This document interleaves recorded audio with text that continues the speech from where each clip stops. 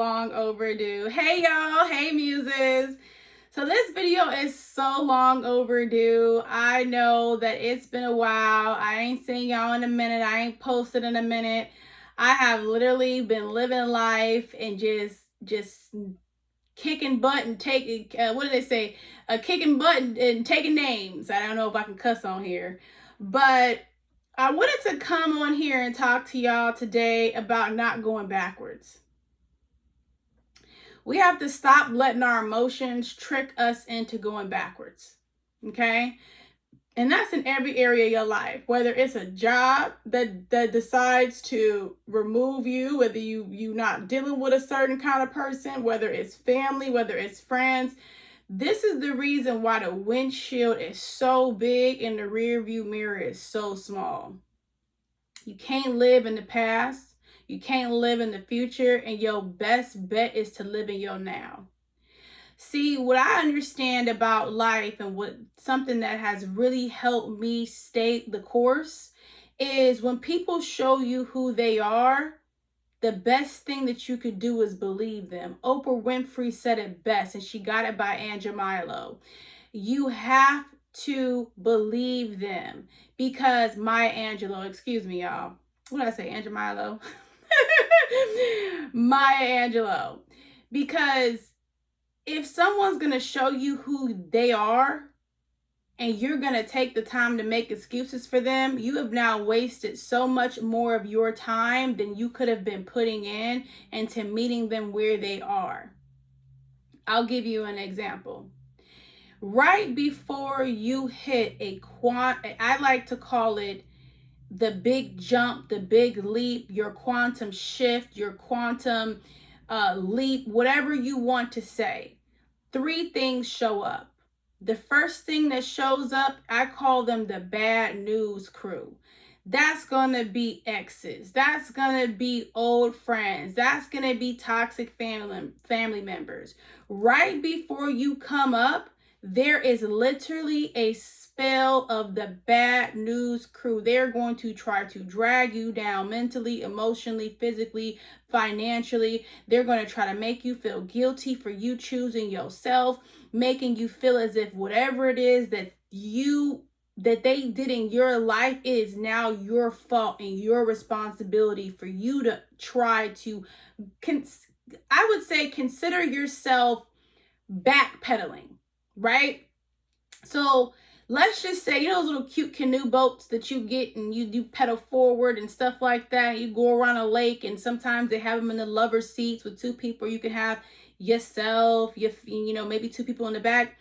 You never see those boats being able to operate when you pedal backwards. They only pedal forward, right? Even if the more people you got in the boat, if you're pedaling backwards and all three of you guys or all four of you guys or both of you guys are pedaling backwards, your boat does not move. You have to look at life like that. If you're interested in pedaling backwards, your boat will not move. Being stagnant to me is the closest thing to the devil. Okay? So I've realized right before you level up, everybody that has hurt you, everybody that has hindered you, everybody that has literally left some sort of emotional imprint on your life tends to come up like acid reflux, right? It all comes up at one time. That ex won't stop calling. Your toxic parents want to guilt trip you into not wanting to be around them, but they did everything for you to not want to be around them. Your siblings start acting out. Like I said, everything that could essentially go wrong does. Now, I want to spend some time on a very specific type of leveling up experience that sometimes our emotions will trick us, because it's easy for you to say, you know what, screw my family. I know this may sound harsh. It's easy for you to say, screw that job, but it's really hard to say, screw a person that showed you who they were, because of two things that show up: loneliness and feeling emotionally inadequate. Sometimes you start to feel as if you deserve certain kind of treatment, right? So let's say you've been dating somebody, whether it be man or woman, whatever you're into, I'm into it for you, right? Let's say you're dating these people and they have given you reasonable doubt for you to make a decision to exit stage left. Those will be the first people that show right back up in your life. Always. Always, always, always, always. Because now you're shifting in real time and they're stagnant and they want to ride your coattail to the next level because you once were that shiny object in their life that they were draining. And now that you removed yourself from that drainage and you put a plug into the leak and you starting to go back within self, they're going to try to latch on to you like a leech. Sending text messages, showing up at your house, trying to send flowers because they know something that you can't see. They're being spiritually alarmed. Pay attention to your dreams when you're leveling up. They have been spiritually alarmed that you are really gone. And they will do everything that they can, even as far as wishing bad on you. And you have to be very careful as a person that wishes bad on people because the karma hits you 10 times harder. My life is a mirror. So anything that you put on me is going to be reversed back to you times 10. So you have to be very careful how you deal with people, right? And if they're bold enough to put something bad on you because they're no longer able to get energy out of you, what else would they do? You got to cut the umbilical cord. Because if you give them life, they're going to starve yours. 3 signs that a person needs to go. If your body starts to emotionally react, let's say you all of a sudden have acne, they got to go. Your body is warning you that this person is toxic and the toxics that they're putting in the air are coming out of your pores and your body can't handle it. If you can't sleep next to them properly, they have to go. Okay? Anybody that is for you will bring you peace. If you're tossing and you're turning, it's because they are not a safe space and they're using emotional manipulation or some narcissistic intentional ways to keep you in their life, and they have no type of they really don't want to do anything for you but drag you. So they gotta go. The third sign is if you start getting sick, if you just randomly start getting colds out of nowhere, your stomach be messed up, you start having allergy attacks, you're allergic to them. And your body's trying to warn you that this person is going to take you through there. Please exit stage left. Keep going. Move forward. Windshield, not rear view. Now, family. Your family is something that you can't choose, so I really don't want to spend too much time on them. But as soon as you're about to have a quantum leap or a quantum jump or a level up, and what, for better lack of terms, your family will start drama. They'll start talking down on you, making you feel like as if you're better than them, or making you feel bad about choosing yourself. They will guilt trip you. They will make you feel as an outcast. And it's always the black sheep of the family that always leads the family, because generational curses that are set on families are always broken by the black sheep. Fight me on it. Generational curses are always broken by the black sheep child. the one that is the rule breaker, the rebel, the one that's inquisitive, the one that asks all the questions, the one that literally is not going to be told just anything, and that wants your actions to follow up with your words. And if they don't, they immediately make the adjustments in their spirit, in their soul, and in their head. And now you no longer have access. So, a way to combat a lot of these things that are happening is to not allow people to have access to you. If you have to block, if you have to delete, if you have to go as far as changing your damn number, I wouldn't go as far as changing my number, because to be honest with you, why should everybody else suffer for someone else's mistakes? But the best way to allow your leveling up to stay high before you enter that shift and you get dragged back down, cut off all the noise. Cut off all of the noise. Shut it down. Because you're going to allow yourself to be put in a situation to where now you no longer have power over your own dynamic. And what this basically does is it prolongs your leveling up. So if an ex is wishing bad on you and they're like, oh, I hope the X, Y, and Z, I hope he or I hope she, they're wondering why their life keeps getting fucked up, and it consistently, continuously is being slid backwards. Their business is not working out. Their home life. It's like if it ain't one thing, it's another. It's because they're too busy focusing on your downfall, and they're not focusing on accepting their fate, that they removed themselves and you just took the time to believe them. Don't put that on you. You don't deserve to carry that weight. That's not for you. And don't put yourself in a situation to where you feel like you have to hold on to something that does not serve you. If it doesn't serve you, let it go. The quicker you let it go, the quicker you level up. You want to find love, you can't be digging in dog houses looking for love. You can't keep cycling through your exes. Your ex is an ex for a reason.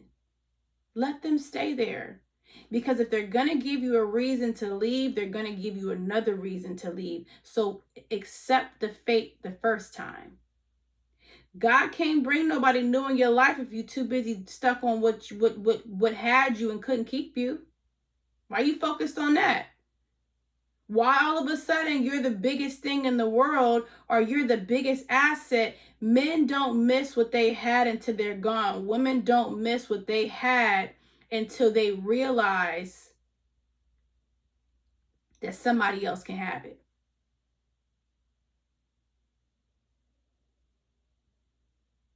So if you're trying to take yourself through this paradigm shift and you're trying to leap, you gotta leave the lame shit behind. I don't give a damn if it's your sister, your brother, your cousin, your uncle. I'm an advocate for cutting everybody off. Don't tell nobody what you doing, just do it. Go for what is for you. You know, one fun fact about me, I don't ask nobody for advice. I don't. Because one of my favorite books is The Richest Man in Babylon. That's a great read. If you don't have what I'm looking for in my life, I'm not looking for you. I'm not looking to you for advice. If you don't have a long-term, successful, happy marriage, why am I calling you complaining about my partner? You don't have what I want. Or why am I talking to you about finding love when you didn't even find love? You don't have what I want. If I'm looking to have a long-term successful career, why am I talking to a person that hasn't been employed for almost 20 years? You don't have what I want. If I'm looking to evolve and create a business and and become the first self-made millionaire in my family, and all you know is poverty, being unemployed, and being on welfare, we can't talk. So the richest man of Babylon talks about only talking to competent sources. Don't ask a diamond maker how to make shoes. They only know how to make diamonds. They don't specialize in shoes. And don't let someone do everything to lose you, to realize what they've lost, to now put on a circus act to get you back. Don't be tricked with your emotions. Loneliness and the ego is very expensive. Make sure that you're paying the price for the right things. Loneliness and the ego is very expensive. The same ego that you walked in the door with to lose the person, lose the job, lose the relationship, is the same price that you're going to have to pay for loneliness. The ego is very expensive.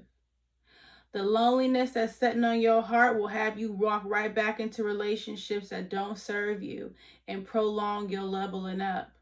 Loneliness is very expensive. If your family can't support you, it's lonely at the top. Why do you think a Bugatti only has 2 seats? I don't make the rules, I just follow them. Don't let no one trick you into thinking that now you have value. Now that you no longer give these people access to you, now you have value. Because you didn't have value before, you picked up the phone on every single phone call. So now that they can't get to you, now you got all this value. And people will tarnish your name before they give you your flowers, and you be the reason why they are where they are. You're their inspiration. So you're upset at the fact that I inspired you to be half of who you are, but you can be so inspired by me. I don't like to use the word haters. People are so inspired by you to where, because they could never be you and ever be on your program or even be close to running a program like yours, they will prefer to be emotionally downgrading, light stealing. They would be so emotionally disconnected from the fact that they can't be you. They prefer to downplay you versus saying, man, you inspire me. Can you teach me a thing or two? It be your own family sometimes. Your own family won't say, listen, how did you do that? They prefer to suffer in silence before they give you your flowers and be like, yo, you inspired the hell out of me. What can I do to be anything close to how you run your program? So people will prefer to hate, talk down on you, manipulate, make you seem like you basically nothing because they could never walk a mile in your shoes. Don't let your background, your family, your past trick you out of your leveling up. Muses, I know it's been a long time. If you want more videos like this, please like, subscribe, share the channel. I hope you're well, your loved ones, and your pets. I'm out. Have a good night, ladies and gentlemen.